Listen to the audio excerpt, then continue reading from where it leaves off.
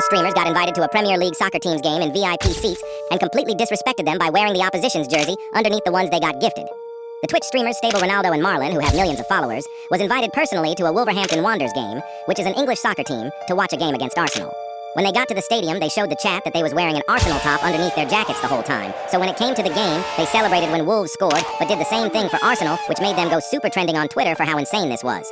After the game was finished, they was receiving threats from Wolves fans in the chat, saying they will catch them outside the stadium, so they were both shook, and didn't know if they was serious or not. So tell me, would you go to a rival team's stadium and sit with the home fans wearing an away jersey? How is Arsenal going to bottle another league? Like, it happens every year at this point. I mean, they literally had a strong 7-point gap between Man City, and now they are 5. But City got a game in hand. But let's be 100% real. They are winning that. It's against Leeds. But if they lose this Premier League, something has to be done surely. Like selling your whole team at this point. This would be the 4th time they come second. Arsenal find a way to be the best second-place team every year, and it's literally a joke at this point. And don't get me started on their fan base who thought they won the league already when it was only November. Like, are you good? That game against Wolves really destroyed the fans, and the players just looked so disappointed. If they can drop points against Wolves, I am sure they will drop points to anyone. So tell me, who do you think will win the Premier League? What's the hardest sport in the world? Everyone gives the same safe answers. Boxing, MMA, rugby, marathon running. And yes, running takes insane cardio. Fighters get punched in the face. Rugby players collide at full speed. But I'm about to say something that's going to make people mad. I think curling is the hardest sport in the world. Yeah, curling. Before you laugh, think about it. You're sliding on literal ice, balancing on one foot, launching a 40-plus pound stone with millimeter precision from across the sheet. Not close, not almost, perfect. Yes, running requires crazy endurance, but in curling you have to control power, angle, spin, and friction you can't even see. One tiny mistake, and the entire round is gone. Difficulty isn't just about pain, it's about precision under pressure. So tell me, what's harder? Running in a straight line as fast as possible, or hitting a dinner plate target from 40 meters away while the entire arena is dead silent? Ain't no way the actual McDonald's CEO doesn't even want to eat McDonald's himself. This clip is going insanely viral of the McDonald's CEO Chris Kempczynski making a video showcasing their new burger, the Big Arch, but he barely takes a bite out the burger. The moment of truth. He barely ate air, let alone the bun. This makes me realize what is in this food that makes him not want to bite it, let alone eat the whole thing. So if the CEO doesn't want to eat it, why would I? And what makes it even worse is McDonald's competitors are recreating the video, but mocking him by eating their whole burger and look like they are actually enjoying it. Ain't no way this is what Bad Baby looks like now. So does everyone remember the girl who went on the Dr. Phil show because she had beef with her mom, and she came out saying this? Catch me outside, how about that? Catch you outside? Well, remember, that went super viral and basically sparked her career after that, but that was 10 years ago now, so what is she doing now? Since then, she was rapping and making features with rappers for a while, which kept her viral, but her craziest thing was starting an OnlyF page. The same day she turned 18, Bad Baby created an OF channel, but that day, she ended up making $1 million in 24 hours of her page. Like what? Ain't no way people was literally waiting for that page to go up the day of her birthday. Nowadays, she changed her look. I had to do a double take to see if it was the same person. Shout out Bad Baby, though. An icon for memes in 2016. Did anyone remember Fortnite Mobile in 2020? I don't care what anyone has to say. I'm starting to realize that was the best mobile game of all time. It was honestly so sad when they removed it from the App Store. This was genuinely the most craziest concept of all time, so why did they remove it? It was literally perfect playing with your friends anywhere you want. I could be taking a dump. I could be on the way to school. I could be on the way to a date. And I could be playing Fortnite? It was perfect for the guys who didn't have a console, or people who wanted to play on the go. And the players on there was nowhere near as sweaty as on PC on console. I didn't care if it was 30 FPS, if I was on Fortnite, I was happy. I think everyone in the world has all experienced this. So when you go to parties or big gatherings of friends and family, someone always brings out a board game or card game, especially one that you have never heard of, so you ask how you play it. Why does this happen every time? Every time they start explaining to me how to play, I instantly stop listening. The hamster running on a wheel just plays in my mind like I'm listening to a maths teacher teaching me how to do Pythagoras theorem. But I just look at them dead in the eye and nod my head to everything they said. At the end of their essay-long explanation, they hit you with, Do you understand?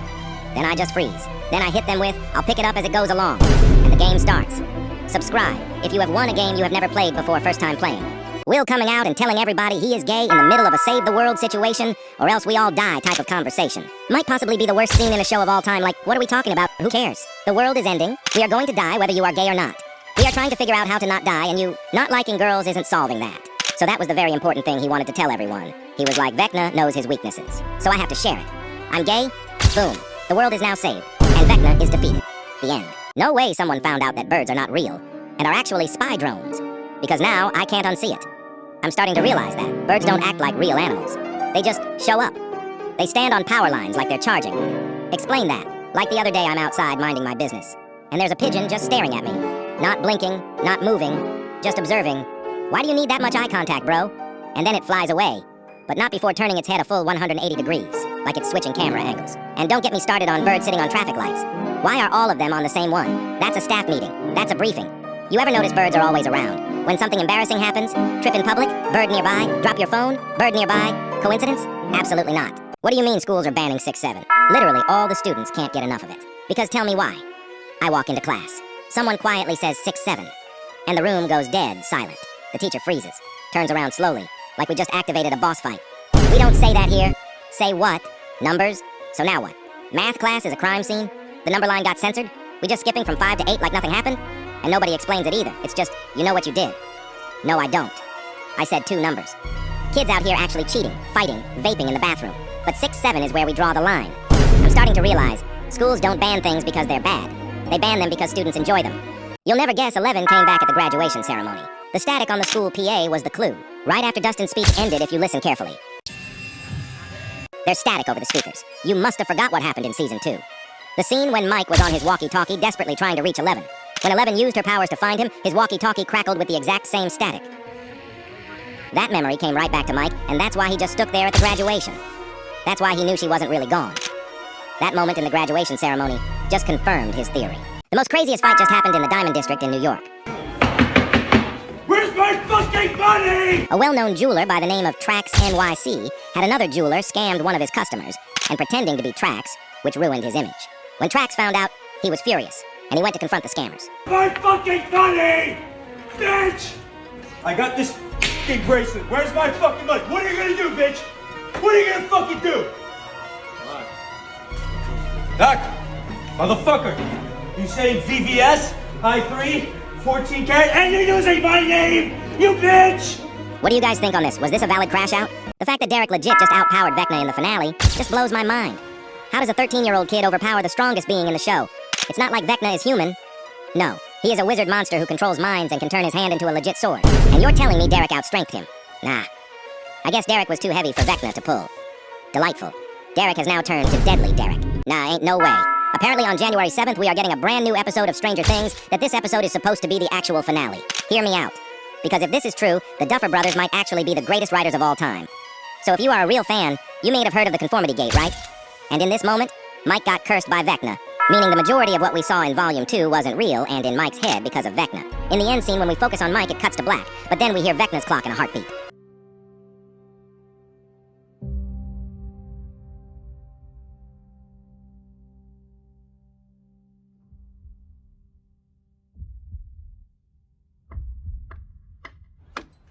I might be wrong, but I don't think we ever hear Vecna's clock unless someone got cursed by Vecna, meaning Vecna cursed Mike.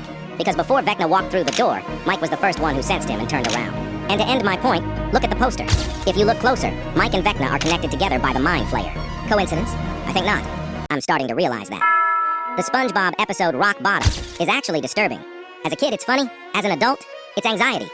SpongeBob and Patrick miss the bus and end up in this deep-sea nightmare where everyone talks like they're lagging. Patrick just leaves. No guilt, no hesitation, gone. SpongeBob's alone, broke, confused, and every time a bus shows up, it leaves the second he drops his coin. Over and over. The locals aren't even mean. They just don't care, which is worse. This is a kid's show, about missed chances, abandonment, and the world moving on without you. I'm starting to realize, Rock Bottom wasn't funny. It was existential dread. You know I don't want to rant today. This is just a chill day, so I hope everyone has or will have a great day today. Make sure to enjoy the little things in life and take action to make your dreams come true, if you have big dreams. I appreciate all the love and support you guys have given me so far, and I'm so excited to go on this journey with everyone. The community is growing every day, so I thought I would just say a little thank you. So let's be real, everyone. Has anybody stuck to their New Year's resolutions or have me left them yet? It's only been 10 days and I've missed the gym 3 times. To be fair, I got a good excuse. I was still crying over Stranger Things ending, but it's too late to carry on the resolution. So I guess I will have to wait next year to start again. See you in the gym in 2027. Did anyone see that streamer literally tattooed his name on someone's forehead? Like, how do you get into a situation like that in the first place, and who would ever agree to that? Clearly, this guy. The streamer just randomly found a guy off the street and chilled out for a bit. Next thing you know, a couple hours later, they somehow find a tattoo pen and jink it's a good idea to tattoo his name right in the middle of his forehead. What has streaming come to? It started off with gaming and IRL content, and now this? What do you even say to your family and friends next time they see you? 2026 has just started, and we are seeing crazy things already. You won't believe this, but some people think. The internet is already dead. It looks alive, likes, comments, trends everywhere. But the theory says, Most of it isn't real people anymore. It's bots talking to bots, posting for algorithms, reacting to reactions. As a kid, the internet felt human, chaotic, random, alive. As an adult, everything feels staged. The same jokes, the same comments, the same who's watching in 2025. You post something, it gets engagement, but no connection. And the creepiest part? If the internet is dead, we didn't notice when it happened. We just kept scrolling. One of the most insane things I've ever learned is that when you turn on the microwave at night, it suddenly becomes the loudest object in the universe. Like during the day, it's fine, normal, barely noticeable. But the second it's 2:13 a.m., you tap one button and it's like, echoing through the entire house. You're not heating food anymore. You're announcing your presence. Every sound multiplies. The beep sounds like a car alarm. The spinning plate sounds like it's dragging a body. The hum feels personal, like it knows everyone is asleep, and it chose violence. You try to stop it early? Too bad. You now have to hit cancel, which is somehow louder than starting it. And the craziest part? You didn't change anything. Same microwave, same kitchen, same buttons. The only difference is silence. At night, there's no background noise to hide it. No TV, no talking, no life sounds. So every vibration is amplified, like the house is holding its breath. Which means when that microwave turns on, it's not actually louder. You're just the only thing awake to witness the crime. The most terrifying reason we haven't seen aliens yet isn't that they don't exist. It's that they're hiding. Space isn't a friendly sci-fi neighborhood. It's a dark forest. And every civilization is a hunter, moving quietly. Because the first one to make noise gets erased. We humans started yelling into space in 1974. Sending radio signals like, hey, we're here. No backup plan, no shield, just vibes. But any advanced civilization already learned the rule. Stay silent. Because if you're loud enough to be noticed, you're loud enough to be targeted. Think about it. We don't hear aliens not because space is empty, but because everyone who talked first is already gone. And the smart ones? They watch. They listen. They never respond. So when we look up and see nothing, that silence isn't comforting. It's a warning. We're not being ignored. We're being spared. For now. One of the most insane things I've ever learned is that the simulation theory might actually be real. There's a real idea that reality is just a computer simulation, and everything we experience is code running in the background. We call glitches coincidences, or my brain lagged. But what if that's literally the system bugging out? Deja vu, cache reload. Things disappearing and reappearing, collision error. And the scary part is, we're getting better at making fake worlds ourselves. Games more realistic, AI more human, which means if we can simulate reality, something probably already did. And if that's true, we're not in base reality. We're just a version number. Those glitches aren't spooky. They're just the simulation. Buffering. This lady got pregnant at the Mr. Beast games and she got caught on camera. Her name was Sarah, and she was one of the 2,000 contestants in Mr. Beast's biggest challenge ever. The entire competition took place over several intense days in Las Vegas, packed with non-stop physical and mental pressure. Sarah pushed through round after round, pulling a 5-ton boulder, capturing flags, wearing a mic the entire time, because producers chose her as one of the 40 key players to closely follow. Everything was going perfectly, until the very last challenge. Her entire group was suddenly eliminated, and sent home that same night. She was disappointed, ready to move on, thinking that chapter of her life was completely over. But a few weeks later, she found out she was pregnant. And here's the twist. The father was another contestant from the competition, and it turns out they were already married. So instead of walking away with $5 million, they walked away starting a family instead. What do you mean this guy threw acid in his girlfriend's face? A 19-year-old student named Berfin Ozek was walking home in Turkey when her ex-boyfriend attacked her with acid. This wasn't random. This wasn't sudden. He had threatened her before. She reported it.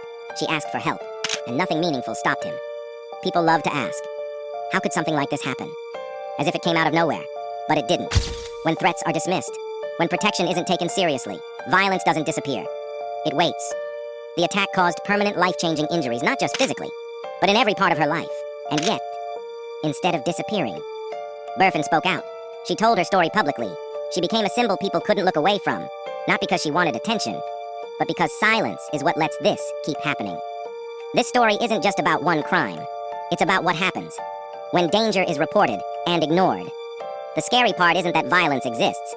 It's that the system often sees it coming. Did you know Adolf Hitler was a really good painter? In 1908, he applied to art school.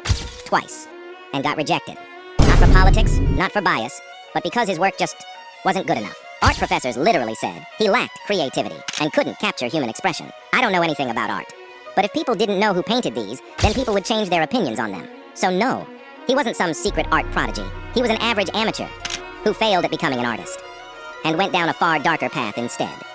The scary part isn't that he could paint. Lots of people can paint. The scary part is how often people try to rewrite history to make monsters seem misunderstood. Here's what famous memes look like today. Do you remember Bad Luck Brian? That guy in the typical high school nerd photo, well, he looks like this now. And has a degree in construction management and works for a construction company. He is also married now, so bro had a massive glow up. The next meme was the Popeyes meme kid. He is now a college football player at Lake Erie College and has an NIL sponsorship deal with Popeyes helping him to fund his education. Let's hope he makes it to the NFL soon. And finally, the one and only. Charlie bit my finger. In 2007, this meme absolutely blew up, and you couldn't look anywhere without seeing it. But they removed the video off YouTube and made it into an NFT which sold for $760,000. So now these kids are millionaires. So Elon Musk is on the Epstein files now asking to party on his island? Elon Musk, who previously had beef with Donald Trump, is now bet friends again and completely losing it on social media right now ever since the new Epstein files have come out. It is a fact that he had been sending Epstein emails asking to visit the island and is now spamming tweets trying to defend himself and his name. This story is just keep exposing people left, right, and center because Elon Musk was someone who tried so hard to get the files out to the public, but his name is littered all over them. He first exposed Trump by tweeting that he is in the files, and now there is evidence asking Jeffrey Epstein if there are any parties planned and really wants to hit the party scene to let loose. What does that mean? He definitely didn't want to go to read a book or sunbathe. This guy jumped off the Eiffel Tower to prove he could fly, but it didn't end well at all. On February 4th, 1912, in Paris, inventor Franz Reichelt climbed onto the first platform of the Eiffel Tower wearing a homemade parachute suit he believed would allow him to fly. For years, Reichelt was convinced his invention could safely slow a human fall. He was ready to jump off, confident his invention would work. But Reichelt fell more than 50 meters, dying instantly upon impact. What Reichelt thought would cement his genius instead became one of the earliest recorded fatal accidents, a chilling reminder that confidence, pressure, and belief can overpower caution, even when the warnings are impossible to ignore. What do you mean in the Epstein files? Epstein spent $26 on V-Bucks. So it says he bought V-Bucks in May 7, 2019, 6:30 p.m., and this was the item shop on that day. Bro really wanted that red knight really bad. But not gonna lie, we all know which skin he got. People are out here doing FBI-level research like, wait, that was the shop that night? And now everyone's brain breaks at the same time. Because the question isn't what skin did he buy. The question is, why is this even a sentence that exists? History, scandals, court documents. And somehow we end up at. Bro spent $26 on V-Bucks. What the actually heck is Jeffrey Epstein doing on Fortnite? And who is he playing with? The only duo that comes to mind is Diddy. But I don't know if that would be a good team. What would actually happen if the sun randomly just disappeared forever? And the shocking part is, it's more disturbing than you think. You actually wouldn't know for exactly 8 minutes because that's how long the sun's light travels to the Earth, but once everyone notices, then that's when we should start to panic. Everything changes. Darkness swallows the Earth and the only light comes from the moon and stars. Temperatures begin to drop rapidly, causing lakes to freeze, crops to die, and animals start to starve. It gets even worse. Without the sun's gravity, the whole solar system planets start to drift away into the abyss, going straight into nothingness. Within a week, the whole Earth is covered in ice, and the whole ocean is frozen along with the fish underneath. There would only be few survivors left after a couple weeks, so tell me, how long would you survive if the sun disappeared? Would you still see the moon if the sun disappeared? So all of you in the comments have been roasting me in the comments after my latest post. About the sun disappearing, would you still see the moon? And everyone saying you wouldn't be able to see the moon either. But I still think you're wrong. Have you ever heard of Earthshine? The moon doesn't just reflect the sun. It reflects light bouncing off Earth too. That glow would fade, but not immediately. And even after all the light is gone, you'd still see the moon. Not bright, not glowing, but as a perfect black circle, blocking stars behind it. Did you ever hear about how the Romans used to clean their backsides back in the day? You're not going to believe what they did, so listen up. One of the weirdest things people forget about history is how uncomfortable and unhygienic daily life actually was, especially in ancient Rome. People imagine marble buildings, powerful emperors, and incredible engineering, but they forget the small details that made everyday existence kind of horrifying. After using the toilet, you'd grab a sponge on a stick, dip it into a bucket of salt water or vinegar, and clean yourself. When you were done, you'd put it back so the next person could use it. Yes, the same sponge, shared by everyone. And before anyone says they didn't know better, they actually did. Romans used salt and vinegar because they knew it killed something. They understood hygiene on a basic level. They just didn't care enough to stop sharing it. So sure, Rome was advanced. Rome was powerful. Rome shaped the modern world. But at the end of the day, the greatest empire in history wiped with a community sponge and called it civilization. This man claimed he made a teleportation machine in his backyard. But no one believed him until one day, he disappeared forever. Mike Markham, aka Madman. Mike lived in Missouri, mid-1990s. He said he modified a Jacob's ladder and could make objects, even animals, vanish and reappear somewhere else. Basically backyard time travel. But the machine needed crazy power. So what does he do? He steals 6 industrial transformers from a power station and gets caught, leading to him doing 60 days in prison but gets probation. Normal people would stop there, right? Mike goes on Coast to Coast AM and openly talks about bending space and time. And then in 1997, he's gone. No evidence, no sightings, nothing. A guy who claimed he could tear holes in reality just stops existing. Madman Mike was here, and then he wasn't. So what do you think happened? You will never guess what happened to this guy when he checked his front door camera at 3:17 a.m. It was a quiet, normal night. He only opened the app because his phone sent a motion alert, expecting to see a raccoon or maybe a car driving by. Instead, he saw himself standing on his own porch. Same hoodie, same scar, same face, just staring directly into the camera. He thought it had to be a glitch, so he rewound the footage and watched again. This time, the figure leaned closer to the lens, smiled, and held up a note that said, "Check your bedroom." His stomach dropped instantly because he had been in his bedroom the entire time. He ran through the house checking every lock and window. Everything was sealed, nothing broken, no sign that anyone had been inside. Shaking, he opened the app again. The porch was empty now, but the motion log showed something he couldn't explain. 2 separate facial detections that night. One was recorded outside. The other was detected inside the house. Now, when his phone sends a motion alert after midnight, he doesn't rush to check it, because he doesn't know which version of him the camera is about to show. You will never guess what happened to this girl when she played an old voice memo she didn't remember recording. It was just a normal night. She was clearing storage on her phone, deleting random files, when she found an audio clip dated 3 days in the future. She assumed it was a glitch.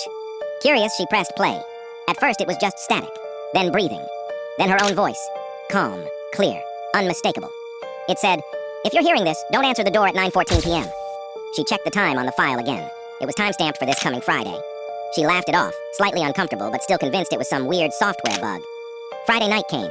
She forgot about the memo entirely until there was a knock at exactly 9:14 p.m. 3 slow knocks.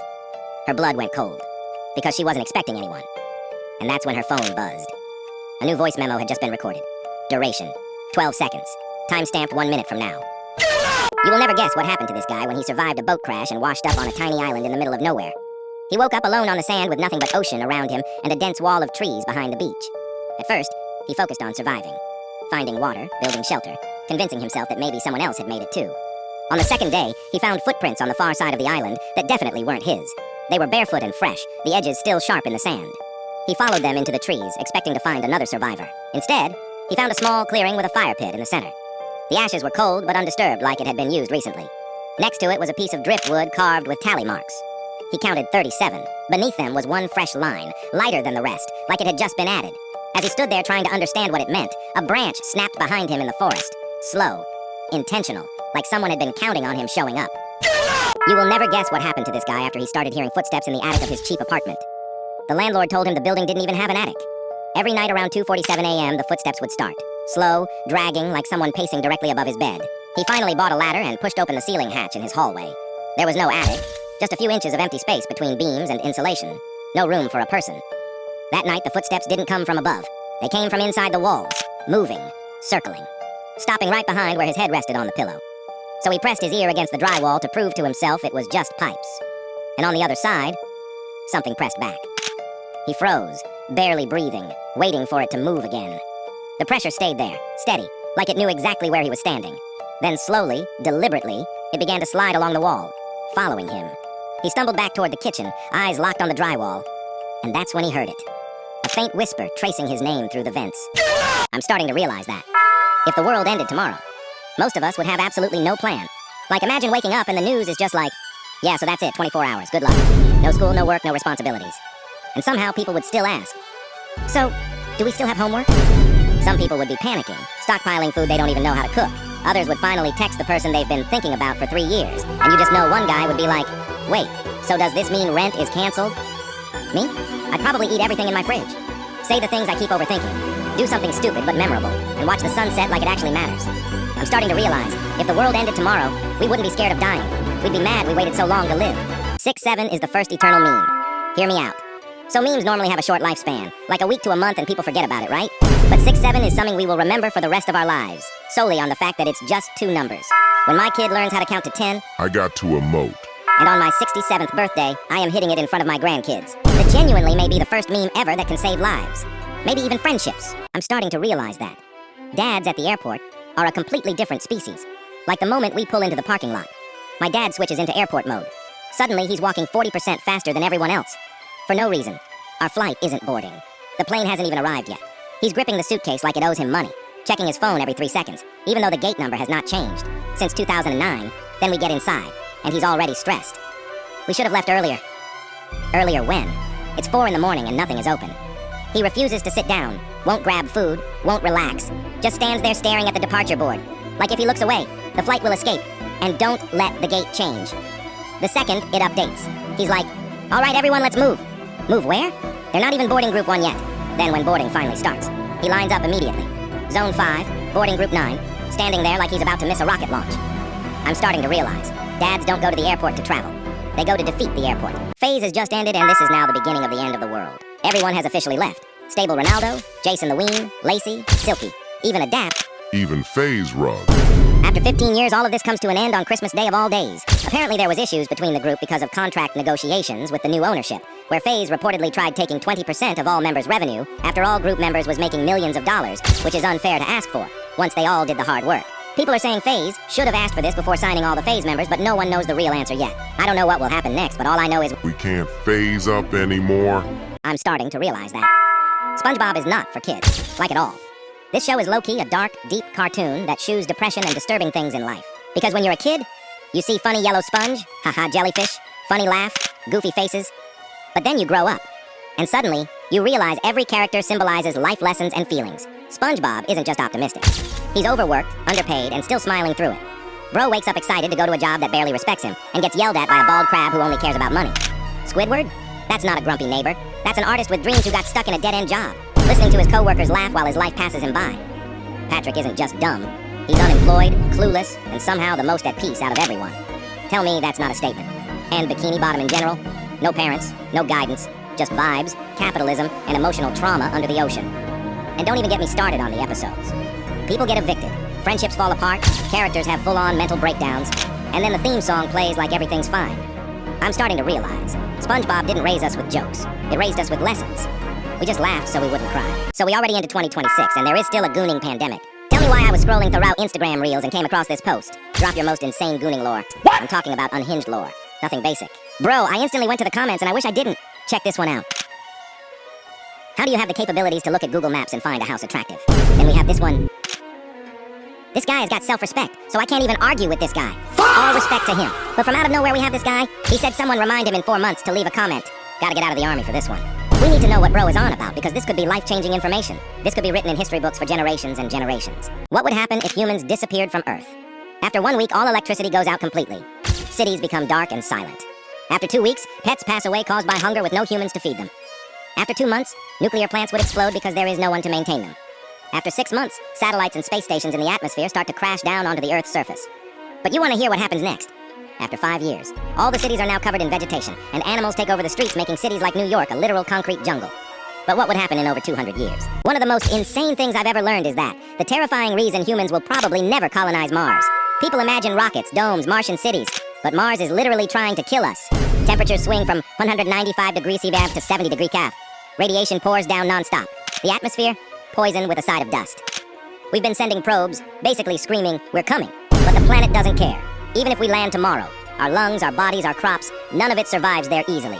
Every step is a battle against the planet itself. Storms cover the whole planet in weeks. Dust destroys electronics in days. Water, locked in ice miles underground. So when people talk about cities on Mars, they're not talking exploration. They're talking a miracle against physics, biology, and geology all at once. Humans might dream of Mars. Mars doesn't dream back. We're not ignored. We're just not built for it. Our octopus is aliens, because the more you learn about them, the less they feel like they're from Earth.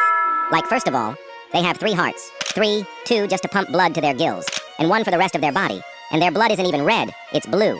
And it gets worse. They can change color and texture instantly. Not just camouflage, they literally become rocks, coral, sand. Their skin has built-in pixels. Then there's the asteroid theory. Some scientists have actually suggested that octopus DNA is so complex, it looks like it showed up out of nowhere. Like it was delivered instead of evolving slowly. As in, life hitchhiking on a meteor. And their brains? Most of their neurons aren't even in their head. They're in their arms. Their arms can think on their own. Cut one off and it still reacts. They solve puzzles. They escape tanks. They recognize people. And they get bored like humans do. So yeah, maybe they're not aliens. But if something on Earth feels like it didn't get the same instruction manual as the rest of life, it's the octopus. One of the most insane questions people ask is a hot dog a sandwich? And honestly, it's not as simple as people think. People say yes because it's meat between bread, fair, logical, sounds correct. But here's the problem. Sandwiches use 2 separate slices of bread. A hot dog bun is connected. That's not a sandwich, that's a hinge. People say, well, subs are connected too. Yeah, but subs are just sandwiches on probation. And culturally, no one treats a hot dog like a sandwich. You don't pack a hot dog for lunch and say, I brought a sandwich. You say, I brought a hot dog. Also, context matters. You order a sandwich at a deli. They don't turn around and hand you a hot dog. And let's be real. A hot dog has its own rules, its own category. its own energy. So no, it's not proven, but calling it just a sandwich? That ignores how food actually works. The scariest part isn't deciding what it is, it's realizing. We've been arguing about bread philosophy this whole time. Have you ever wondered why China built a statue of a husband and wife to forever kneel in apology for their awful actions? These figures are Qin Hui and his wife Wang, an 11th century official so corrupt. He's remembered as a national traitor. They aren't standing tall. They aren't honored. They're permanently kneeling. On purpose. Because Qin Hui betrayed his country. And history decided he doesn't get forgiveness. He gets remembrance through shame. No plaques praising him. No redemption arc. Just eternal kneeling in public view. And the wild part? It's worked. For centuries, people have gone up to these statues to spit on them, curse them, slap them, kick them. Not out of chaos, but as a symbolic punishment. And it still happens. To this day. The scariest part isn't the statues themselves. It's that history didn't erase him. It put him on display. As a warning. Where are these viral memes now? First up we have Catch me outside, how about that? the Catch Me Outside girl. So this is the girl who went on Dr. Phil for her bad behavior, and his name is Bad Baby. She went viral in 2017 on the show, but then shortly after she became super famous and used that to start an OnlyFans, making $1 million in the first day she started. Nowadays she raps and makes music, generating millions of streams on Spotify. Next up, we have the Blocking Out the Haters kid. Hey, I'm sorry I didn't see you there. I was too busy blocking out the haters. This meme first blew up in 2014. His name is Brandon Bowen and has had a crazy transformation by then, documenting his journey on social media and racking up millions of followers. Nowadays, he's built a new life and rebranded himself. No pun intended. And then we have I'm in my mom's car girl in 2014. I'm in my mom's car. Boom, boom. So this person's name is Tristan Simmons, and they had a massive transformation 10 years later looking like a completely new person. This debate needs to be settled. What console is better, Xbox or PlayStation? We can all agree Nintendo is crying the corner. They don't have a place to speak, but let's be real, Xbox has always been better than PlayStation. It's just the PS users who get aggressive towards us because they think just because we can't play Spider-Man doesn't mean we suck. Who remembers Call of Duty Party Chat and Halo Reach Nights? Bro, they were the days. But now you have PlayStation players who aren't over the age of 12 crying about how their console looks better. Bro, the PS5 looks like the Pope's hat. It's about memories, vibes, and who actually made gaming feel social. The scariest part for PlayStation fans isn't that Xbox is better, it's that deep down, they know it too. What do you mean Kai Cenat's clothing brand scammed everyone? Thousands of people were scammed after an anonymous person made a fake website claiming to be Kai Cenat's brand Vivid. The official site is vividofficial.com, but the fake site was vividgallery.com, which allegedly misled buyers to purchasing these new clothes. They had a whole catalog, so it seemed legit, but the anonymous person deleted the site and went ghost straight after they made thousands of dollars. Next time you order anything, check if the website you are on is the same as the handle they have on the Vivid Instagram. If you sent your dead body to space, you could become alive again. If you shot your body into deep space, the freezing vacuum won't let you rot. It will instantly suck out all moisture and freeze your cells, drifting for centuries, exactly the way you looked like when you was on Earth. Your body will still perfect, outliving the pyramids and even the Earth. After drifting into space for years, if you're lucky enough you may come across an advanced forward civilization, aka aliens. They could use their advanced technology to take your DNA and repair it, which could bring you back to life. Let's just hope the aliens are friendly, and not anything like P. Diddy. What would happen if a baby fell 80 feet off a balcony? Well, this happened in Paris and you are not going to believe what the outcome was. So in 2010, in Paris, an unattended baby was randomly on a hotel balcony 8 stories high, and somehow and some way fell off the balcony, 80 feet straight down. By an absolute miracle, the baby fell onto a cafe awning, breaking the baby's fall and bouncing straight off. But if that wasn't a miracle enough, a 58-year-old doctor called Felipe Bensignor coincidentally was walking right past the cafe and saw the baby falling and managed to somehow catch it mid-air in the last second. I don't think it was a good idea to leave your baby on the balcony unattended, and I don't think a doctor will always be walking past if that baby fell again. So yeah, this story was nothing short of a miracle. What would happen if gravity just turned off for 5 seconds? You're not going to believe how much happens in so little time. People think, oh cool, we'd float. No, that's not what happens. Everything that isn't bolted down, cars, people, oceans, planes, all of it keeps moving at Earth's rotation speed. That's over 1,000 miles per hour. So for 5 seconds, you don't float, you get launched. Planes instantly lose lift. Birds become projectiles. The ocean sloshes out of place like a spilled drink. But you're not going to believe when gravity turns back on. It gets worse, and now everything that was mid-air comes back down, all at once. Cars fall from the sky, people slam into the ground, water crashes back into coastlines like a global wave. Cities wouldn't explode, they'd just stop working. Physics reminding us that the only reason civilization exists is because gravity has been consistently doing its job, every single second. The scary part isn't that gravity could turn off, it's realizing that, if it ever did, even briefly, we wouldn't survive the reset. Throwback to when this woman somehow found her wedding ring inside a carrot in the ground. This is the luckiest thing you have heard all day. In 2011, a woman called Lena Paulson was pulling out carrots in her garden when she randomly just screamed. Her daughter came rushing out thinking her mom was in danger, but no. She saw in her hand a carrot with her wedding ring around it. For context, 16 years earlier, Lena was baking when she realized her wedding ring went missing. Her custom-made gold and 7 diamonds ring was nowhere to be found after that, even removing the kitchen floor tiles to see nothing there. After these years after, she was forced to accept it was gone, but on that day in 2011, she actually found it in the most random of places. They think it most have likely fell off when baking, into the kitchen scraps and fed to her sheep, to then get pooped out in the same spot where a carrot was growing. Wow, what are the odds of that? One of the most insane things I've ever learned is that there's a place on Earth called the Death Zone, and it's not dramatic, it's literal. Above 8,000 meters on Everest, oxygen almost disappears, your brain slows, your body starts failing. The cold can freeze skin in minutes. And when climbers die up there, most of them stay there, because bringing a body down is more dangerous than leaving it. So they remain, frozen for decades, exactly where they fell. The terrain is too dangerous, the altitude too deadly. Some bodies remain for decades, becoming grim landmarks on Everest's slopes. Silent warnings to those who climb higher.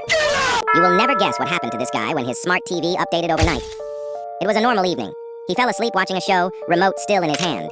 When he woke up, the screen was on the home menu with a message, "Update complete."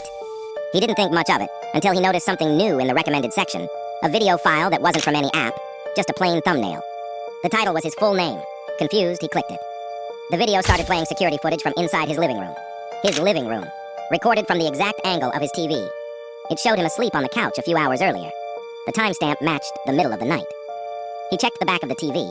No camera, no external devices, nothing plugged in except power and HDMI. His hands were shaking as he exited the video. But before the menu reloaded, the screen flickered, and a message appeared for a split second. Thanks for agreeing to the new terms. He never remembers pressing accept. You will never guess what happened to this guy when he started getting letters addressed to him from his own house. They weren't emails or texts, but physical envelopes left neatly on his kitchen table every morning when he woke up. He lived alone, and there were no signs of forced entry, no broken locks, no open windows. The first letter just said, "You forgot to lock the back door." He checked. It was locked. The second letter was more specific. It described what he had for dinner the night before and mentioned that he should really replace the flickering bulb in the hallway. Things only someone inside the house would notice. He installed cameras the next day, covering every entrance and every room except the bathroom.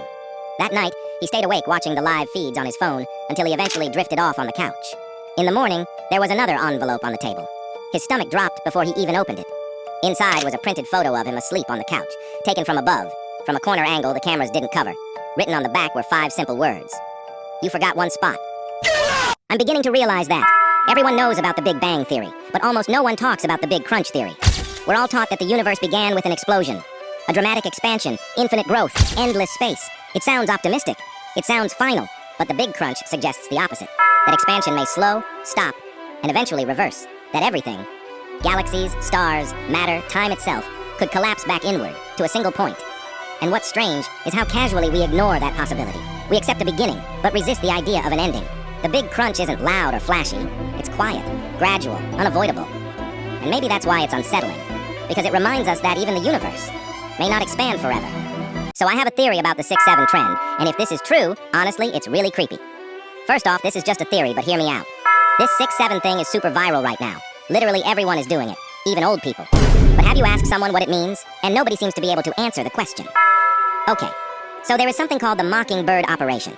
Document says 6 to 7 was used as a code, hypnotizing people from confusion to compliance. Some psychologists call 6-7A microshift. 6 represents confusion, and 7 represents obedience. Not to control people, but to see how fast meaningless symbols can influence a population. The craziest part is in the documents, the phrase going from 6 to 7 described the moment the subject stopped questioning and started repeating the message automatically. Isn't that what is happening right now?